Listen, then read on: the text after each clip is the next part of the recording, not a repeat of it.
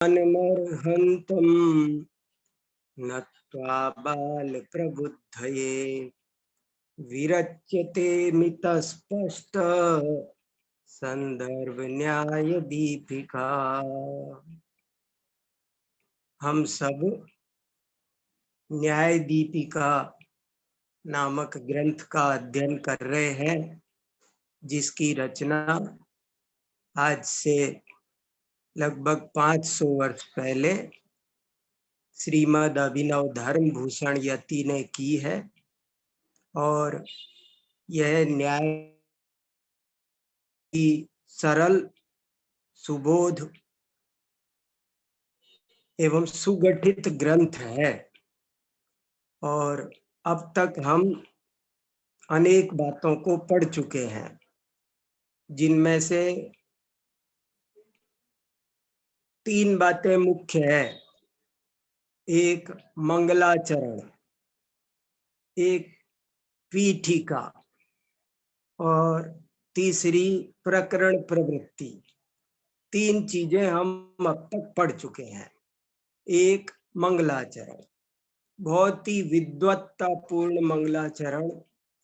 पांडित्य किसे कहते हैं? बहुत गहराई, एक एक शब्द में बहुत गहराई। नमः में भी गहराई, श्री में गहराई, वर्धमान में गहराई, बाल में गहराई, प्रबुद्धये में बहुत गहराई, मित, स्पष्ट, संदर्भ, एक एक पद में अनेक अनेक अर्थ गर्भित है। ऐसा एक बहुत ही विद्वत्तापूर्ण पर दिखने में बहुत ही सरल सा एक मंगलाचरण हमने पढ़ा। विरच्यते में अलग गहराई, एक एक शब्द में बहुत गहराई है और उसे निकालने की कला हम सबको आनी चाहिए। इसलिए मंगलाचरण पर आपका बहुत ध्यान आकर्षित किया था मैंने। इसके बाद में बड़ी प्यारी पीठिका, भूमिका। भूमिका कैसे बनाई जाती है, इसके लिए न्याय दीपिका आदर्श है। कितनी सुंदर भूमिका बनाई, कितनी सुंदर पीठिका बनाई, प्रमाण भी दे दिया और अपनी बात को बहुत तरीके से ट्रैक पर ले आए। बहुत अच्छे से उन्होंने पीठिका बनाई। पीठिका कैसे बनाई जाती है? सारग्राही भूमिका कैसे बनती है? किसी भी प्रश्न का उत्तर देते समय इसे सीखना हो तो इस पीठिका को थोड़ा गहराई से पढ़ना चाहिए। इसके बाद में प्रकरण प्रवृत्ति। किसी भी प्रकरण में प्रवृत्त कैसे होते हैं, किसी भी विषय में उसको चाहे समझना हो या समझाना हो, कैसे प्रवृत्ति करते हैं, इस पर हमने कभी सोचा ही नहीं होगा। लेकिन देखो, अभिनव धर्म भूषण यति आचार्य इस विषय पर चिंतन कर रहे हैं कि कैसे बात कहना।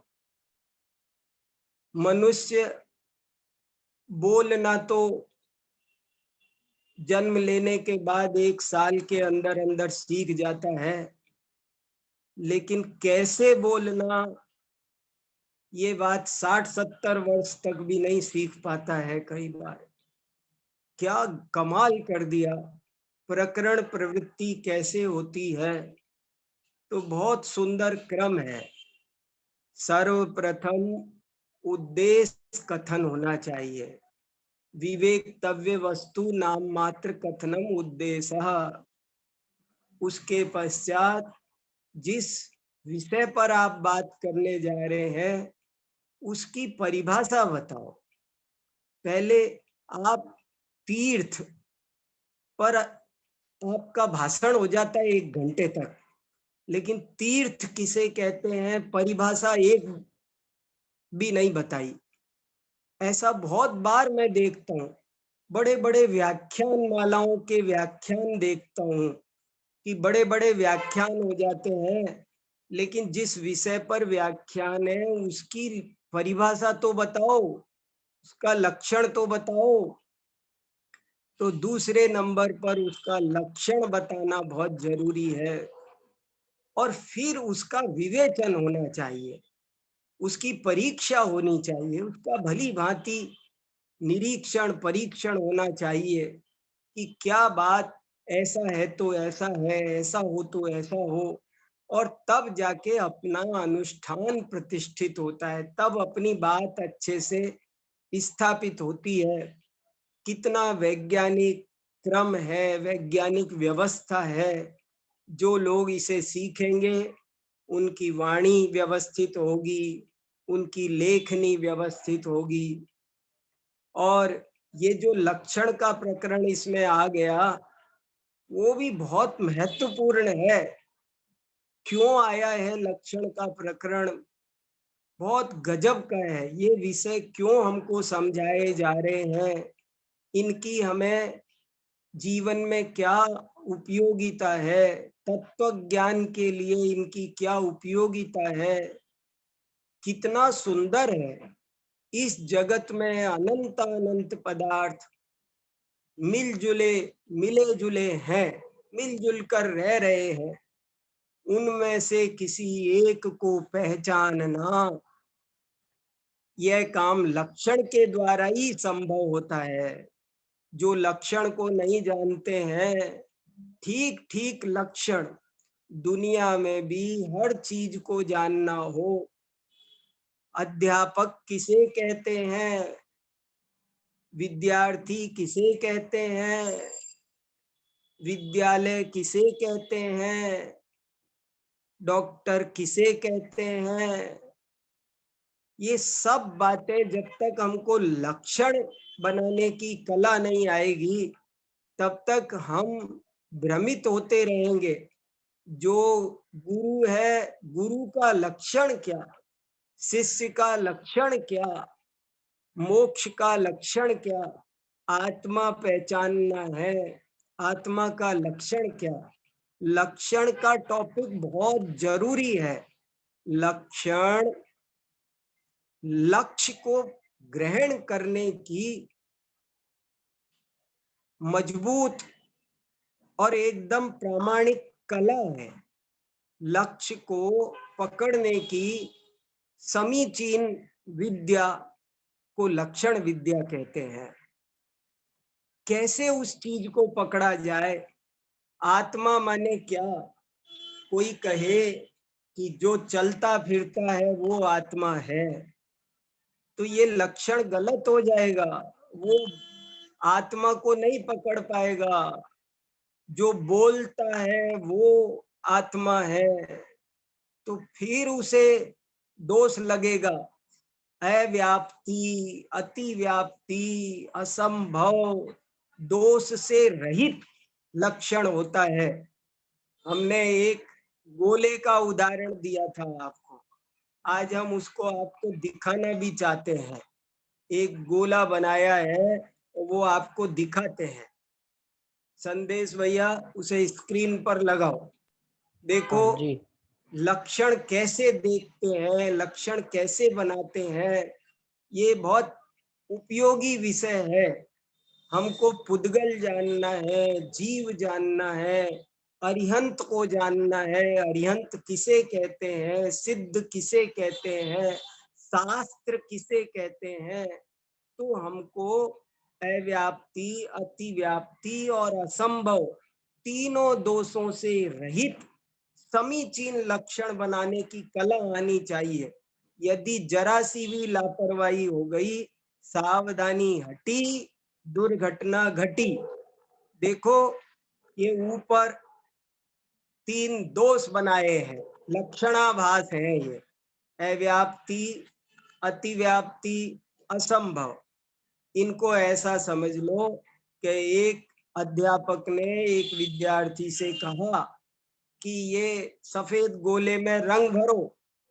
तो वो रंग भर के लाया तो आधा ही भर कर लाया। तो टीचर ने कहा ये तो आधा भरा है, पूरा भरो। तो वो दोबारा भरकर लाया तो इतना भरा कि गोले से बाहर निकल गया। तो बोले ये तो अति व्याप्ति दोष आ गया। फिर वो तिबारा डर के मारे बिल्कुल नहीं भर सका, कहने लगा मुझसे ये कम भरा जाता है या ज्यादा, मैं तो भरता ही नहीं हूँ। तो ये भी असंभव दोष हो गया। और एक विद्यार्थी था, उसने ऐसे भरा कि ना तो अंदर खाली छोड़ा, न कलर को बाहर आने दिया, जितना बड़ा गोला है उतना भरा। तो इसका नाम निर्दोष लक्षण है। बहुत गजब की बात है। आत्मा क्या है उसे पहचानना हो तो हमें अव्याप्ति, अतिव्याप्ति, असंभव दोष से रहित किसी भी विषय को पहचानना आसान काम नहीं है। उसके लिए लक्षण बनाने की कला आनी चाहिए। इसलिए ये लक्षण का प्रकरण हमने पढ़ा था, खूब चर्चा हमने इस पर कर ली थी लक्षण की काफी बातें हमने की। इसमें एक असाधारण धर्म वचनम लक्षणम पर अभी अभी आधा घंटे पहले मेरे पास एक जगदीश जी की तरफ से एक संशोधन आया है। कुछ मैं उसको अभी समझ नहीं पा रहा हूँ, इसलिए मैं उसकी चर्चा अभी नहीं करता हूँ, बाद में करूँगा। उन्होंने अभी भेजा है तो उस पर थोड़ा ठीक से मुझे चिंतन करना होगा, तब मैं उसके बारे में कुछ कहूँगा। और अभी हम अपने प्रकरण को थोड़ा आगे बढ़ाते हैं। हमने मंगलाचरण, पीठिका और प्रकरण प्रवृत्ति, 3 चीजें हमने पढ़ ली है। अब हमारा अनुच्छेद संख्या 8 और हेडिंग है प्रमाण सामान्यस्य लक्षण कथनम। ये भी बहुत जरूरी है। प्रमाण किसे कहते हैं? देखो बहुत ध्यान से सुनना, मैं 2-3 इम्पोर्टेंट बात इसके बारे में भी कहना चाहता हूँ। आप इसको थोड़ा सा सबको अपने जीवन में भी घटित करने की देखें। ये विषय केवल ऐसे ही पढ़ने का नहीं है, इसकी जीवन में, स्वाध्याय में, मुक्ति मार्ग में बहुत अधिक उपयोगिता है। ये द्रव्यान योग का एक प्रयोजन भूत विषय चलता है, कोई अप्रयोजन भूत विषयों में से ये नहीं है। इसलिए इसको घटित करना है। प्रमाण किसे कहते हैं?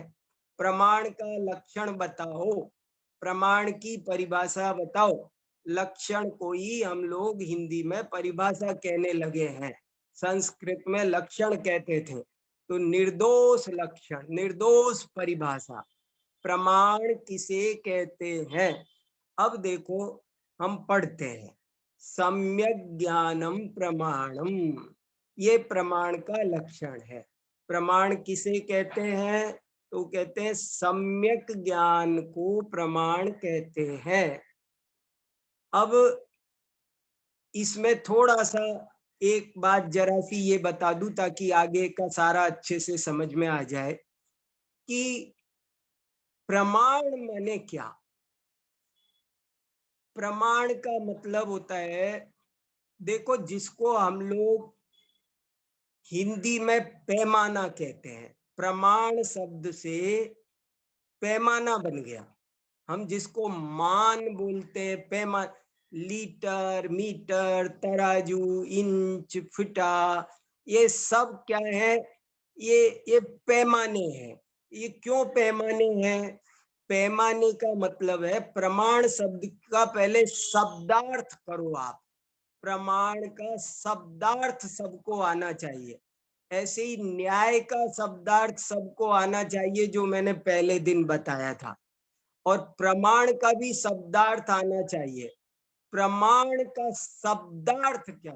शब्दार्थ ये है, प्रे धातु, प्रे उपसर्ग है, मां धातु है, मां माने, मांग माने। मां का मतलब होता है नापना, मानना। वो किसी भी चीज को एक्यूरेट मापना, उसका उसका 100% सही रिजल्ट जिससे दिया जा सके उसको कहते हैं प्रमाण। देखो, प्रमाण की व्युत्पत्ति बताओ आपसे पूछेंगे तो अलग उत्तर होगा, और जब आपसे पूछा जाएगा प्रमाण का लक्षण बताओ तब अलग उत्तर होगा। प्रमाण की व्युत्पत्ति क्या है? तो प्रमीयते अनेन इति प्रमाणम। प्रमी जिसके द्वारा सही सही नापा जाए उसे प्रमाण कहते हैं। और तत् किम प्रमाणम, तो यहां आकर फिर दर्शनों में मतभेद आ गया।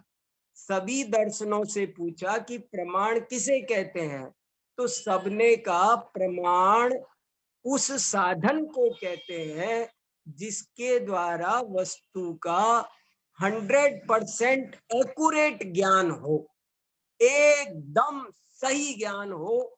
जैसे मैं आपको और थोड़ा सिंपल करूं कि जैसे कोई पूछे ये कमरा कितना लंबा चौड़ा है, तो मैं बोलूं कि ये 10x15 का है, तो 10x15 का ये मैंने अंदाजे से बोल दिया, ऐसे ही ठोक दिया। लेकिन सही रिजल्ट कब मिलेगा? जब मैं फिट लेकर के, स्केल लेकर के नापूंगा, तब जाकर के जिसके द्वारा जिस साधन से एकदम, और फिर नापने के बाद मैं बोलूंगा कि ये 10.5 फीट चौड़ा है और 15.5 फीट लंबा है। तो ये जो 15.5 10.5 बताया, ये क्या हुआ? ये एकदम एक्यूरेट रिजल्ट है। तो उस साधन, ये कितना है, ये चीनी कितनी है, तो मैंने कहा कि होगी 2 किलो, करीब 2 किलो है, तो ये नहीं प्रमाण है। प्रमाण क्या है? उसे तराजू में रखा, तब बोला ये 2 किलो 100 ग्राम है, तो ये तराजू क्या हो गई? ये प्रमाण हो गई। क्यों हो गई प्रमाण? स्केल प्रमाण है। क्यों है प्रमाण? क्योंकि वो एकदम 100% सही परिणाम देता है, उसका रिजल्ट एकदम सही निकल कर आता है, इसलिए उसे प्रमाण कहते हैं। तो प्रमाण किसे कहते हैं, इसकी व्युत्पत्ति अलग है, इसका लक्षण अलग है। इस मामले में सब दर्शन वाले सामान्य हैं, सर्व मत एक मत है कि जिसके द्वारा सही ज्ञान हो उसे प्रमाण कहते हैं। प्रकृष्टेन मीयते अनेन इति प्रमाणम। लेकिन वो क्या चीज है जिसके द्वारा एकदम सही ज्ञान हो, ऐसी चीज क्या है? तो यहां मतभेद खड़े हो गए। एक ने कहा वो चीज वेद है, वेद के ही द्वारा एकदम 100% एक्यूरेट रिजल्ट आ सकता है। अगर हमको सही जानना है तो वेद प्रमाण है। किसी ने कहा गुरु प्रमाण है, किसी ने कहा इंद्रियां प्रमाण है, किसी ने कहा प्रकाश प्रमाण है, किसी ने कहा सन्निकर्ष प्रमाण है। और जैनों से पूछा आप किसे प्रमाण मानते हैं, तो जैनों ने कहा सम्यक ज्ञानम प्रमाणम। हम तो सम्यक ज्ञान को प्रमाण मानते हैं, क्योंकि सम्यक ज्ञान ही वह साधन है जिसके द्वारा कोई भी वस्तु ठीक ठीक जानी जा सकती है। देखो गजब की बात है ये। सामान्य रूप, किसी ने कहा महेश्वर प्रमाण है, तो किसी ने कुछ कहा, किसी ने कुछ कहा।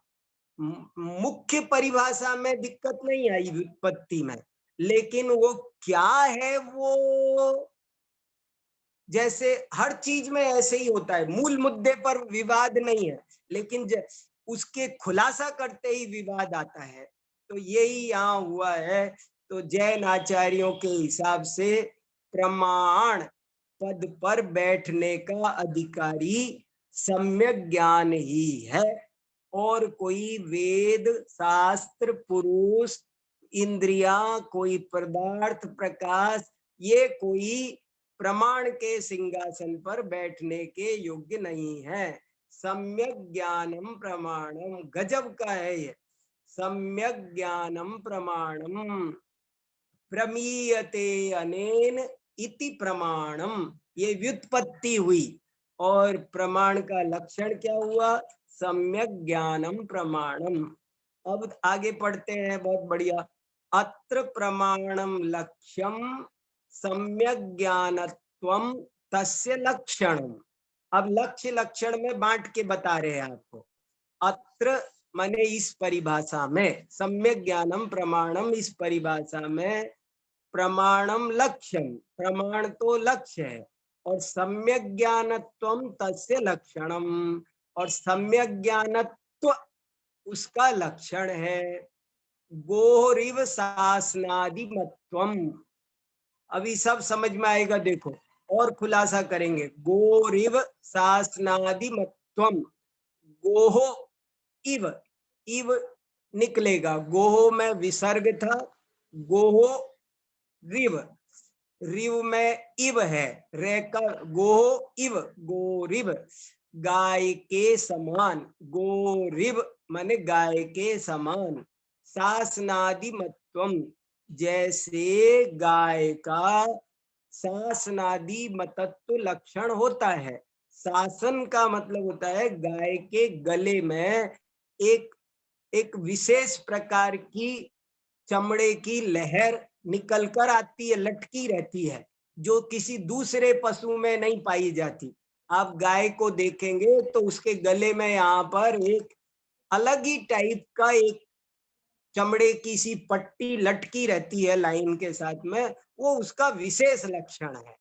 तो जैसे गाय का लक्षण शासनादि मत्व है, और अग्नेरिव औष्ण्यम, अग्नेह, अग्नेह भी वही 6/1, अग्नि का, इव, अग्नेह इव, इव माने की के समान, अग्नि का जैसे कोई, औष्ण्यम, औष्ण्य माने उष्णता, जैसे अग्नि का लक्षण उष्णता है, गाय का लक्षण शासनादि मत्व है, ऐसे ही प्रमाण का लक्षण सम्यक ज्ञानत्व है। अत्र सम्यक पदम संशय विपर्य अनद्यवसाय निराशाय कियते। अत्र यहाँ पर इस परिभाषा में सम्यक पदम, सम्यक जो पद लगाया है वो हमने संशय विपर्य और अनद्यवसाय का निराश करने के लिए लगाया है। निराशाय 4/1, निराश करने के लिए, निराकरण करने के लिए, क्रियते किया जाता है। यहाँ सम्यक पद क्यों लगाया गया? बोले सम्यक पद संशय विपर्य और अनद्यवसाय का निराकरण करने के लिए लगाया है।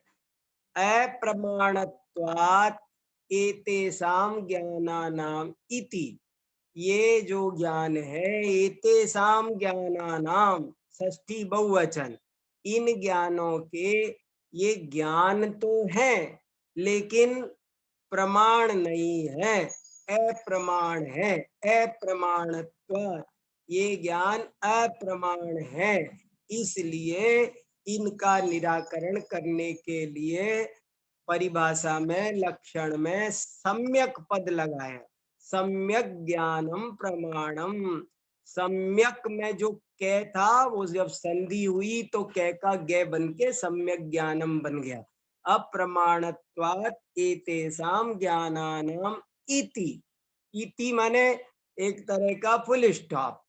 पहले ऐसे ही फुल स्टॉप संस्कृत में लगते थे, ये जो अब लगे हुए आपको दिख रहे हैं, ऐसे फुल स्टॉप आपको पुरानी पांडुलिपियों में नहीं मिलेंगे। अगला पैराग्राफ, तथा ही। अब इस बात को जरा खुलासा कर रहे हैं तो हमको और अच्छे से समझ में आएगा। तथा ही माने उसी का और स्पष्टीकरण करते हैं। तथा ही, वही बात, उसी बात को और स्पष्टीकरण करते हैं। विरुद्धानेक कोटि स्पर्शी ज्ञानम संशयः। संशय किसे कहते हैं? अब ये बहुत अच्छा प्रकरण है, समझने लायक। ज्ञान के 3 दोष, इनको समझना बहुत जरूरी है। ज्ञान के 3 दोष होते हैं, संशय, विपर्यय और अनध्यवसाय।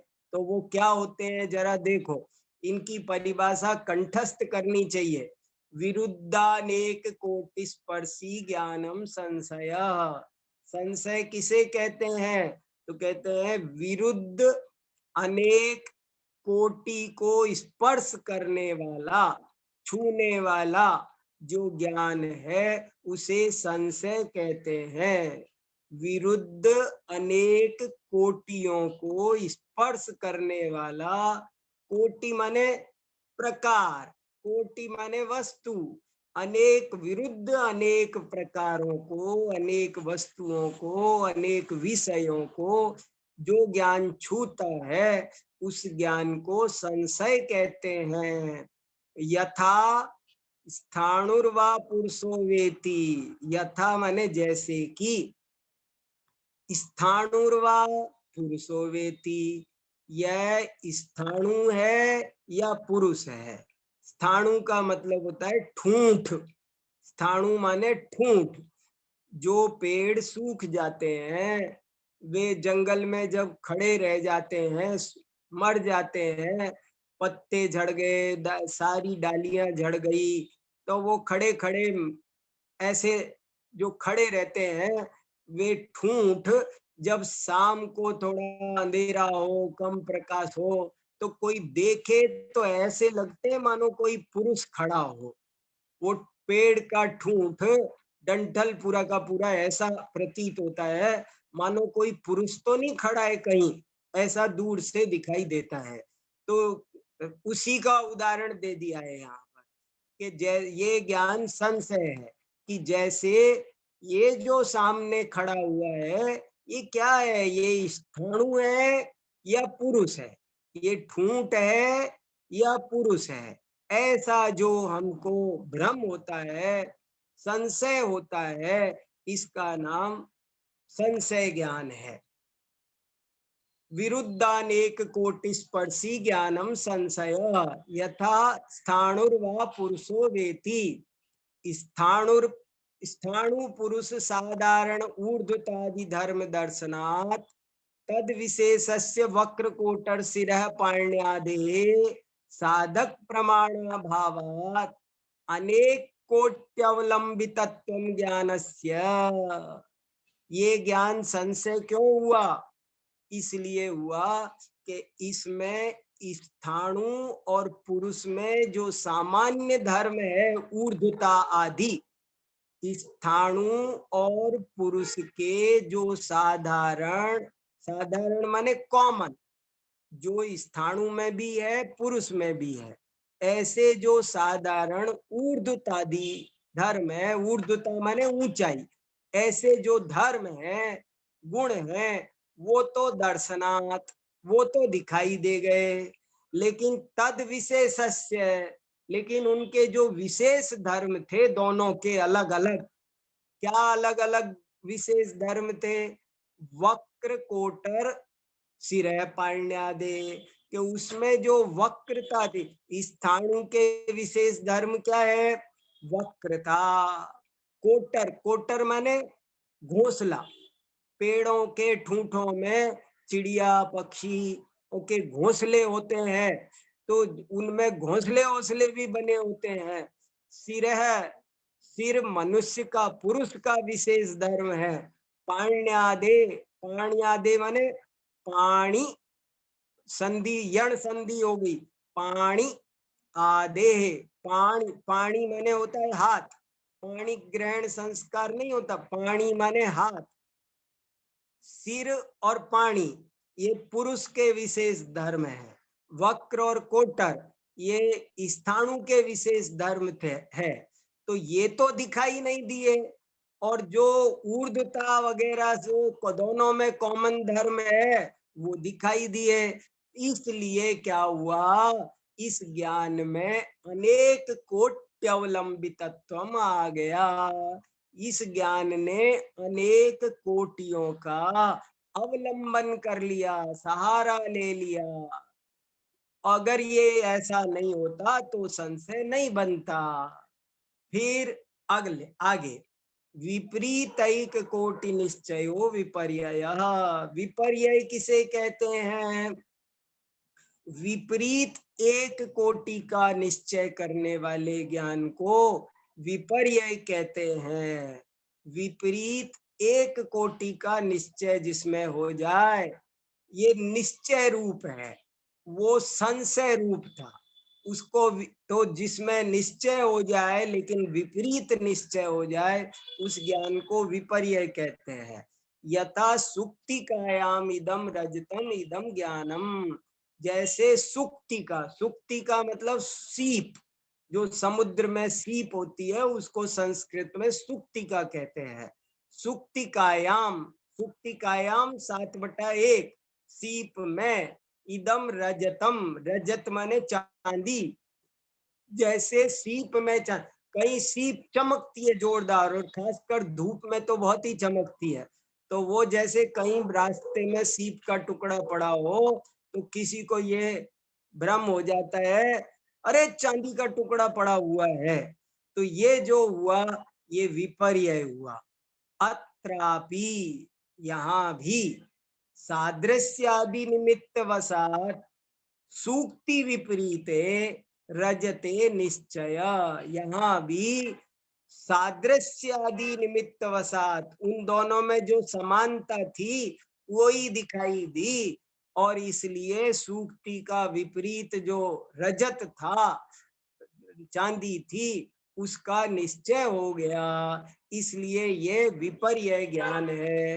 किमित्यालोचन मात्रम अनध्यवसाय। और किमित्यालोचन, किम, ये क्या है? ऐसा जो हल्का सा आलोचन मात्र है, जिसमें निर्णय नहीं है केवल, वो अनध्यवसाय कहलाता है।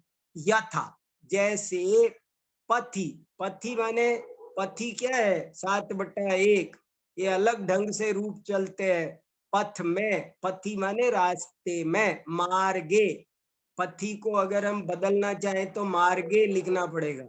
जैसे रास्ते में, गच्छतः, गच्छतः क्या है? सत्री प्रत्यय की षष्ठी विभक्ति का एक वचन। जाते हुए, गच्छतः सत्री प्रत्यय।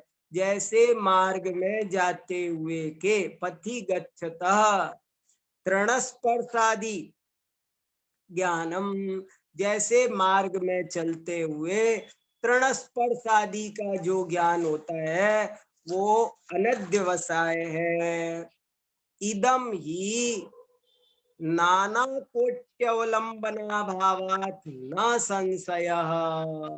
ये जो ज्ञान है अनध्यवसाय, इसमें नाना कोटियों का अवलंबन नहीं है। नाना कोटि अवलंबन अभावात। अभावात मैंने अभाव होने के कारण, पंचमी एक वचन। न संशय, ये संशय नहीं है। विपरीत एक कोटि निश्चयाभावात, और विपरीत एक कोटि के निश्चय का अभाव होने से ना विपर्यय, ये विपर्यय भी नहीं है। इति पृथक एव, इसलिए ये उन दोनों से अलग ही है। ये एक तीसरी चीज है। अनध्यवसाय को हम संशय में भी नहीं गर्भित कर सकते और विपर्यय में भी नहीं गर्भित कर सकते। वो एक अलग ही चीज है। एतानी च, एतानी माने क्या हुआ? एतानी, एतानी माने ये तीनों, संशय विपर्यय अनध्यवसाय। तत्तेतानि, एततेते एतानि, एतानि, एतानि माने संशय विपर्यय अनध्यवसाय। एतानि च स्वविषय प्रमिति जनकत्वाभावात्, अपने विषय से संबंधित, प्रमिति माने जानकारी, को उत्पन्न करने में, जनक अपने विषय संबंधी जानकारी को पैदा करने में असमर्थ है, नहीं करती है, इसलिए अप्रमाणानि ज्ञानानि भवन्ति। इसलिए ये अप्रमाणभूत ज्ञान है। सम्यक ज्ञानानि तु न भवन्ति इति, और सम्यक ज्ञान इसलिए ये नहीं है। सम्यक ज्ञानानि बहुवचन लगाया, भवन्ति इति, इसलिए, इति माने इसलिए, सम्यक पदेन, सम्यक पद से व्युदस्यन्ते, निराकरण किया जा रहा है। व्युदस्यन्ते निराक्रियन्ते, निराकरण किया जा रहा है, हटाया जा रहा है। ज्ञान पदेन प्रमातुः प्रमितेश्च व्यावृत्ति, ज्ञान पद से तो प्रमाता और प्रमिति की व्यावृत्ति हुई। अस्ति निर्दोषत्वेन तत्रापि सम्यक्त्वम न तु ज्ञानत्वम, कि वो जो प्रमाता है, प्रमिति है, वो निर्दोष तो है। अस्ति ही निर्दोषत्वेन तत्रापि सम्यक्त्वम, कि प्रमाता प्रमिति ये निर्दोष है, इसलिए इनमें सम्यकपना तो है, सम्यक्त्वम, लेकिन इनमें ज्ञानपना नहीं है, न तु ज्ञानत्वम। अस्ति ही निर्दोषत्वेन तत्रापि सम्यक्त्वम, प्रमाता और प्रमिति में भी निर्दोष होने के कारण सम्यकपना तो पाया जाता है, लेकिन ज्ञानपना नहीं पाया जाता। अब ये तो हमने संस्कृत से लगाया, अब क्या पढ़ा उसे मैं अपनी भाषा में आपको सरल ढंग से समझाता हूँ। ये तो हमने मूल अंश लगाया, लेकिन अब आप मेरी बात सुनो, मैं आपको बहुत सरल ढंग से इस 9वें पैराग्राफ का सारांश बताता हूँ। क्या कहा था 8वें पैराग्राफ में? ये कहा था कि सम्यक ज्ञान ही प्रमाण है। क्या परिभाषा बनाई थी? सम्यक ज्ञानम प्रमाणम। अब वो ये समझा रहे हैं कि ये जो परिभाषा बनाई है सम्यक ज्ञानम प्रमाणम, इसमें हमने दो चीज कही, एक तो कहा सम्यक और एक कहा ज्ञानम। तो क्यों कहा? बोले सम्यक हमने इसलिए कहा कि वो जो संशय विपर्य अनध्यवसाय है, यदि सम्यक शब्द नहीं लगाते, केवल ये कह देते ज्ञानम प्रमाणम, तो क्या दिक्कत थी? कि संशय ज्ञान भी ज्ञान है ना, मिथ्या ज्ञान भी ज्ञान है ना, विपर्य ज्ञान भी ज्ञान है ना, ये वो भी प्रमाण सिद्ध हो जाता। समझना, बहुत जोरदार बात है। प्रमाणम में ज्ञानम प्रमाणम कह देते तो क्या दिक्कत थी? ये दिक्कत थी कि फिर संशय विपर्य अनध्यवसाय रूप मिथ्या ज्ञान भी प्रमाण सिद्ध हो जाते। अच्छा साहब, ठीक है, तो सम्यक बहुत बढ़िया है, आप सम्यक ही लगे रहने देते, ज्ञानम पद हटा देते। तो बोले नहीं, यदि हम सम्यक पद लगे रहने देते और ज्ञानम पद हटा देते, तो ज्ञानम को हटाते ही सम्यक क्या, सम्यक ज्ञाता, सम्यक ज्ञप्ति, ये भी तो आ जाते, लेकिन ज्ञाता प्रमाण नहीं है। गजब की बात देखो, ज्ञप्ति प्रमाण नहीं है, ज्ञान प्रमाण है, इसलिए ज्ञान शब्द भी रखना जरूरी है। ये लक्षण बनाने में बड़ी कला चाहिए, एक शब्द भी फालतू नहीं और एक शब्द भी कम नहीं। इसलिए यहाँ पर वो कह रहे हैं कि हमने ऐसी परिभाषा सोच समझ के बनाई कि सम्यक ज्ञानम प्रमाण। लेकिन अब इसमें एक बहुत इंपॉर्टेंट बात आई, वो आपको हमको थोड़ा ध्यान से समझना जरूरी है। ज्ञान के 3 दोष हैं, संशय, विपर्य और अनध्यवसाय। जो ये नीले कलर में आपको स्क्रीन पर दिखाई दे रही हैं, ये 3 परिभाषाएं हैं। ये संशय, विपर्य और अनध्यवसाय 3 मिथ्या ज्ञान है, या कहो ये 3 ज्ञान के दोष है। आपसे परीक्षा में पूछा जाए ज्ञान के कितने दोष है बताओ, तो भी आपको यही उत्तर देना है। आपसे पूछा जाए कि प्रमाण के मिथ्या ज्ञान के कितने भेद है, तो भी आपको यही उत्तर देना है। और आपसे पूछा जाए कि प्रमाण के लक्षण में सम्यक पद क्यों लगाया है, तो भी आपको यही उत्तर देना है। 3 चीजें हैं। अब जरा अपन उनको अच्छे से अपने प्रैक्टिकल लाइफ में समझ लेते हैं। संशय माने क्या, आप ऐसा एक उदाहरण पर घटा के बताते हैं। ये इन्होंने अलग अलग बताए, अपन एक ही पे घटा के देखते हैं।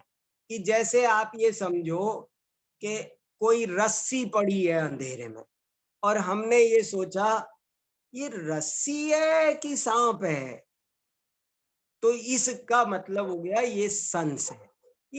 ये रस्सी है कि सांप है, ये हुआ संशय। और थी तो रस्सी, और मैंने समझ लिया कि ओ ये तो सांप है, सांप आ गया, सांप आ गया, सांप आ गया, चिल्लाने लगे। ये जो उसको सांप समझ लिया, इसका नाम है विपर्य।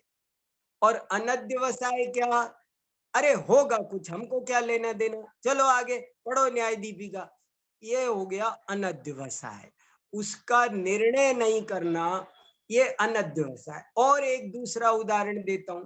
जैसे कोई कहे पता नहीं स्वर्ग नरक होते हैं कि नहीं होते हैं, आपको ऐसे संशय आलू बहुत मिलेंगे।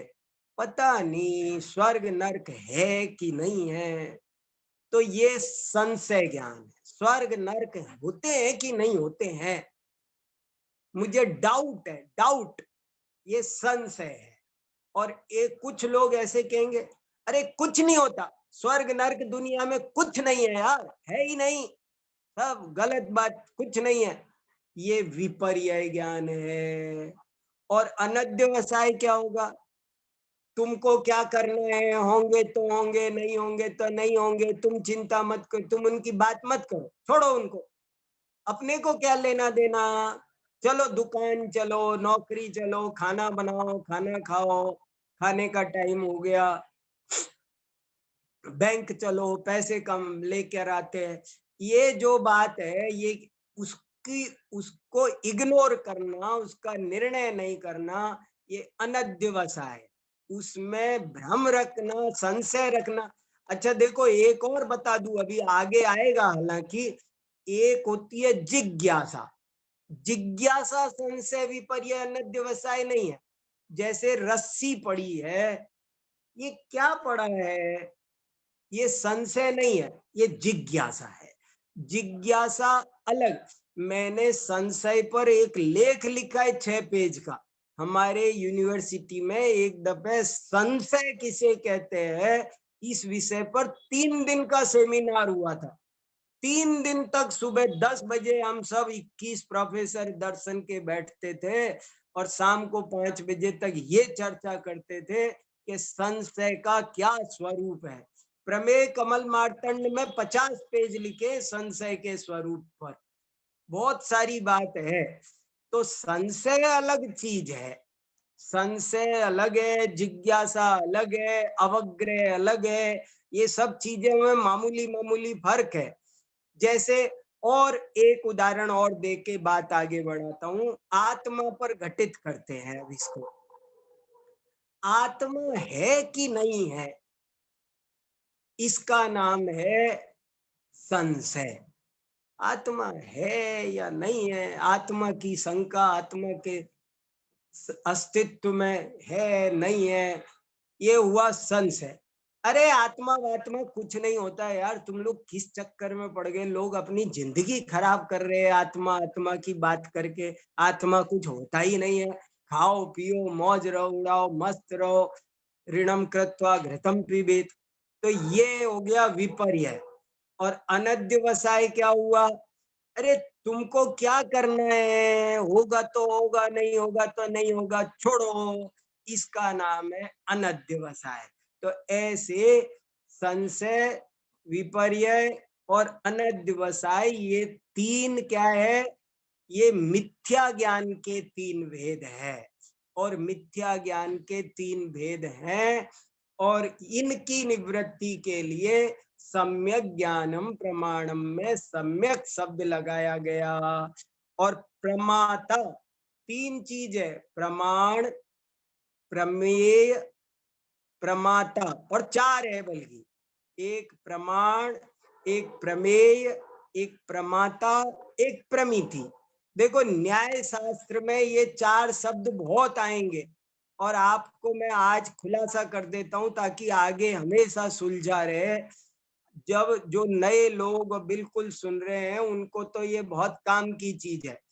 जब हम बोले प्रमाण तो आप समझना ज्ञान, जब हम बोले प्रमाता तो आप समझ लेना ज्ञाता, जब हम बोले प्रमेय तो आप समझ लेना ज्ञेय, जब हम बोले प्रमिति तो आप समझ लेना ज्ञप्ति। देखो सरल किया ना मैंने। जिसको हम प्रमेय प्रमेय बोलते रहेंगे तो आप सोचोगे जाने क्या बोल रहे हैं। प्रमेय माने ज्ञेय, प्रमाण माने ज्ञान, प्रमाता, प्रमाता माने ज्ञाता, और प्रमिति, प्रमिति माने ज्ञप्ति। ये बहुत जरूरी है, आपको कभी भ्रम नहीं होगा, जल्दी से आपको याद रहेगा। प्रमेय, प्रमेय माने ज्ञेय, प्रमाता माने ज्ञाता, प्रमाण माने ज्ञान, और प्रमिति माने ज्ञप्ति। लेकिन इसमें एक जरा सी सूक्ष्म बात और है, वो भी ध्यान दे के सुन लो आप। कोई कहे कि यदि ये दोनों पर्यायवाची है, प्रमाता और ज्ञाता, प्रमेय और ज्ञेय, ज्ञान और प्रमाण, तो फिर यही शब्द इस्तेमाल क्यों नहीं कर दिए? ज्ञान, ज्ञाता, ज्ञेय, ज्ञप्ति। हमको सुविधा रहती ना, ये नए शब्द क्यों, कठिन शब्द क्यों प्रयोग किए? प्रमाण, प्रमेय, प्रमाता, प्रमिति, ये क्यों प्रयोग किए? तो उसका उत्तर मैं आपसे पूछूंगा। आज बता रहा हूं, बहुत इंपॉर्टेंट बात है, दुर्लभ उत्तर है, आप ध्यान से सुनना। क्या फर्क है दोनों में? दोनों एक ही बात है, लेकिन दोनों में फर्क भी है जरा सा। फर्क क्या है कि ये जो ज्ञाता, ज्ञान, ज्ञेय, ज्ञप्ति है, ये तो दोनों तरह के होते हैं, गलत भी होते हैं और सही भी होते हैं। लेकिन प्रमाण, प्रमाण, प्रमेय, प्रमाता, प्रमिति, ये सम्यक ही होते हैं, गलत नहीं होते। जैसे ज्ञान तो दोनों तरह का ज्ञान है, मिथ्या ज्ञान भी ज्ञान है और सम्यक ज्ञान भी ज्ञान है, लेकिन प्रमाण सिर्फ सम्यक ज्ञान को कहेंगे। ज्ञाता तो जो गलत जानता है वो भी ज्ञाता है। सामने पेड़ खड़ा है और मैंने समझा पुरुष, तो मैं वास्तव में प्रमाता नहीं हूं, पर ज्ञाता तो हूं। समझ में आया मेरी बात? जो व्यक्ति रस्सी को सर्प जान रहा है वह भी ज्ञाता तो है, पर प्रमाता नहीं है। प्रमाता वो है जो सही हो। प्रमाता, प्रमेय, प्रमाण, प्रमिति, ये चार शब्दों का प्रयोग वहीं होगा जहां पर सम्यक तो होगा, सम्यकपना होगा। और ज्ञाता, ज्ञेय, ज्ञान, ज्ञप्ति, इन चार शब्दों का प्रयोग वहां भी हो जाएगा जहां सम्यकपना ना हो। ये गजब की बात है, बहुत बढ़िया बात है और बहुत इम्पोर्टेंट बात है। हमारा 10 मिनट का समय बचा है और मैं सोच रहा हूं कि आगे बढ़ने की बजाय अगर आप लोगों को किसी को कुछ पूछना हो तो मैं थोड़ा समय देना चाहता हूं। अगर कुछ नहीं पूछना हो तो आगे बढ़ेंगे, नहीं तो आप चर्चा करने के लिए 10 मिनट तो चाहिए। बहुत लोगों के प्रश्न रह जाते हैं, इसलिए मैं आज आराम से चर्चा कोई संदेश भैया जी जो आशीष कुमार जी पूछ रहे हैं। हाँ, जय जिनेन्द्र सर। जय जिनेन्द्र, बोलिए सर। परमा का जो साधन है वो प्रमाण कहलाता है सर। एकदम सही, एकदम सही। तो सर हमारे यहाँ तो ये सिनोनियम हो गए, प्रमाण हाँ। और नहीं सुनो, प्रमा और प्रमिति एक ही बात है। जिसे प्रमा कहा है उसी को प्रमिति कहते हैं। प्रमा माने प्रमिति क्रिया, प्रमा बोलो प्रमिति बोलो एक ही बात। प्रमिति का जो साधन है, प्रमिति माने ज्ञप्ति, जान का, और उसको बिल्कुल ठेठ अपनी भाषा में कर लो तो जानकारी। प्रमा कहो, प्रमिति कहो, ज्ञप्ति कहो, जानकारी कहो। सही जानकारी का नाम प्रमिति है, सही जानकारी का नाम प्रमा है। और जो इसका साधन है, सही जानकारी का क्या साधन है? तो किसी ने कहा कि भाई पुस्तक से ज्ञान होगा, जैसे किसी ने कहा इंद्रियों से ज्ञान होगा। लेकिन जैन आचार्य ये कहते हैं कि इंद्रियों से सही ज्ञान होने का नियम नहीं है। आप बोलोगे चना, मैं सुन लूंगा धना, तो इंद्रियों ने तो धोखा दे दिया। दूध तो है मीठा, लेकिन मुझे बुखार आ रहा है तो मेरी रसना बोल रही है कि ये कड़वा है। तो मेरी जबान, मेरी इंद्रियां गलत ज्ञान भी करा देती है, इसलिए वो 100% एक्यूरेट रिजल्ट नहीं देती। जैसे बुखार कितना है ये हाथ से देख करके भी कोई बोल दे, ऐसा लग रहा है 102 बुखार आ रहा है, लेकिन सही रिजल्ट जो दे उसका नाम थर्मामीटर है। ऐसे ही जो सही रिजल्ट दे उसका नाम है प्रमाण। प्रमिति माने प्रमिति कहो, प्रमा कहो, और उसका जो साधन है वही प्रमाण है। समझ में आया आशीष जी? सर एक छोटी सी बात और पूछना चाहता था हाँ। इसमें। सर हम कभी कहते हैं प्रत्यक्ष ज्ञान, कभी हम कहते हैं प्रत्यक्ष प्रमाण। हाँ, तो सर ये दोनों के दोनों सिनोनियम है। क्या क्या प्रमाण और प्रत्यक्ष प्रमाण? जैसे सर हम कहते हैं कि प्रमाण दो हैं, प्रत्यक्ष प्रमाण, परोक्ष प्रमाण। फिर हम हाँ, कहते हैं ज्ञान दो हैं, प्रत्यक्ष ज्ञान, परोक्ष ज्ञान। तो सर सही ये है। पर्यायवाची है सर। हाँ हाँ, प्रत्यक्ष ज्ञान मैंने बताया ना, ज्ञान और प्रमाण ये दोनों पर्यायवाची हैं।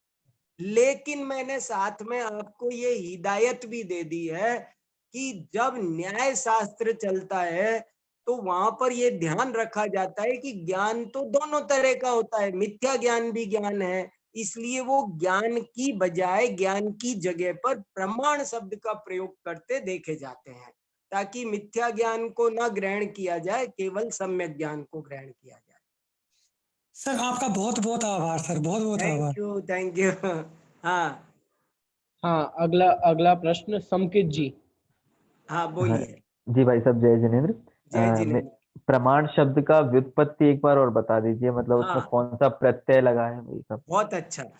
प्रे उपसर्ग है, मांग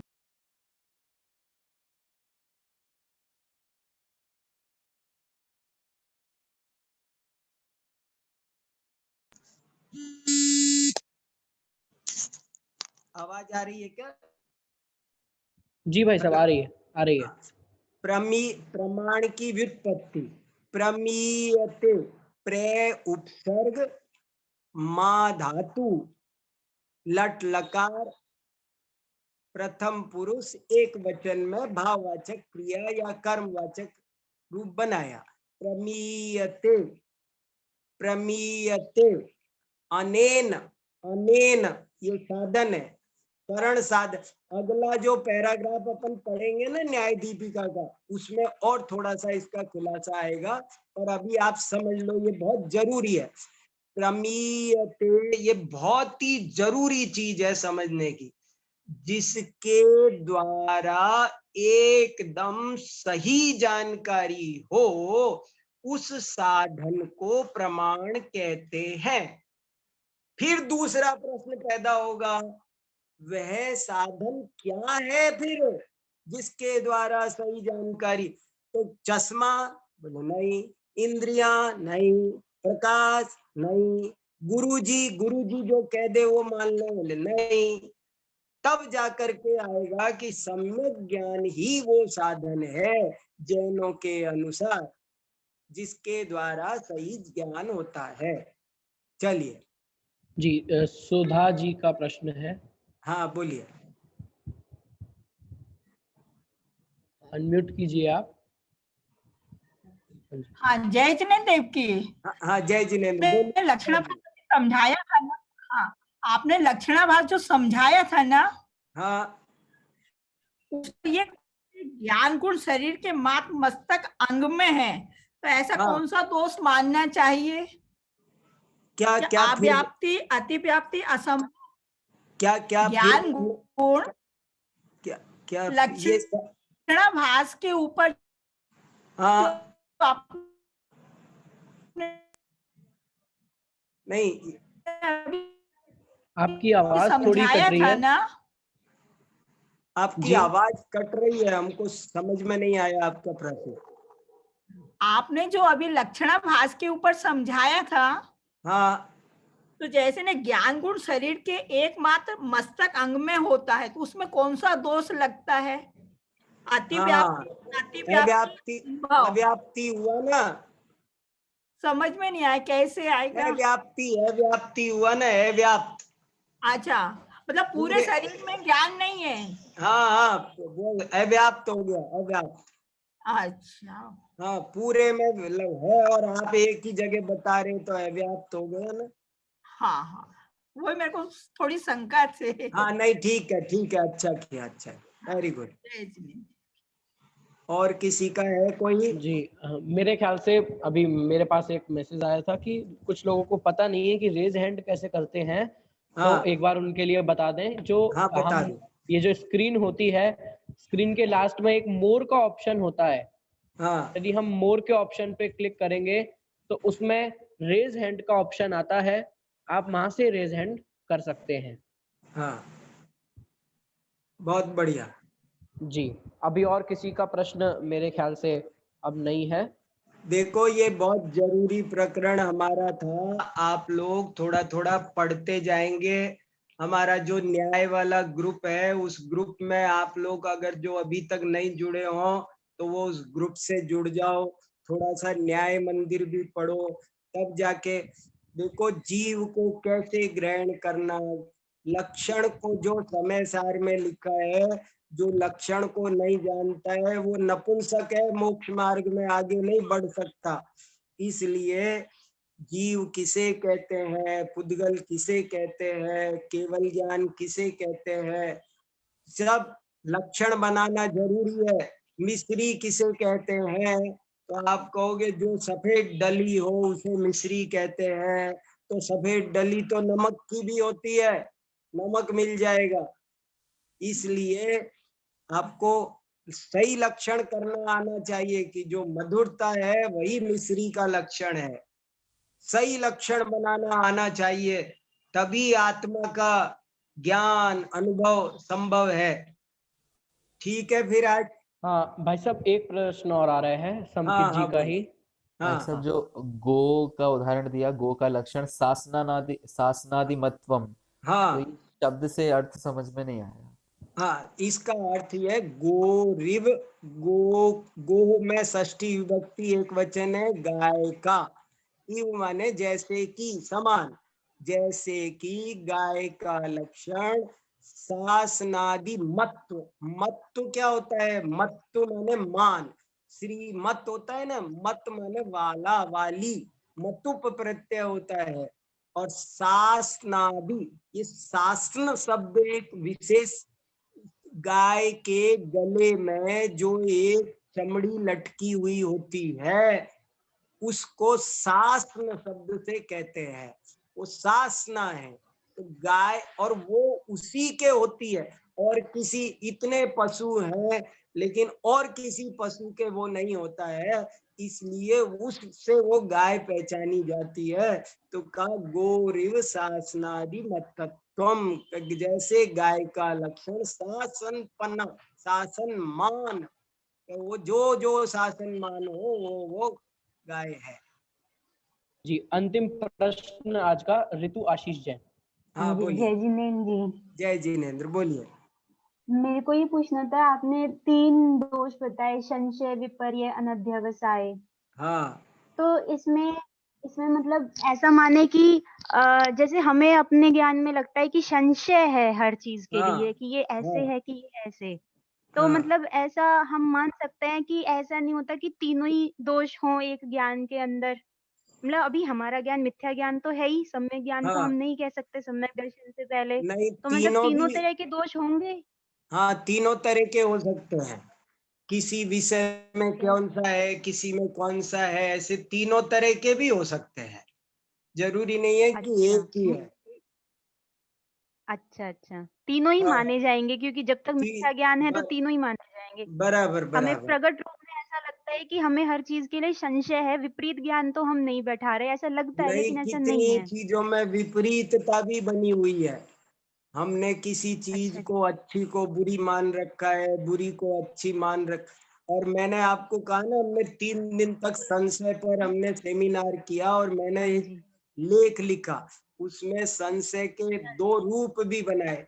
वो आपको कोई दर्शन में नहीं मिलते। जैन दर्शन की मौलिक विशेषता है कि संशय ज्ञानात्मक होता है। ये तो सब दर्शन वाले मानते हैं, लेकिन संशय श्रद्धानात्मक भी होता है।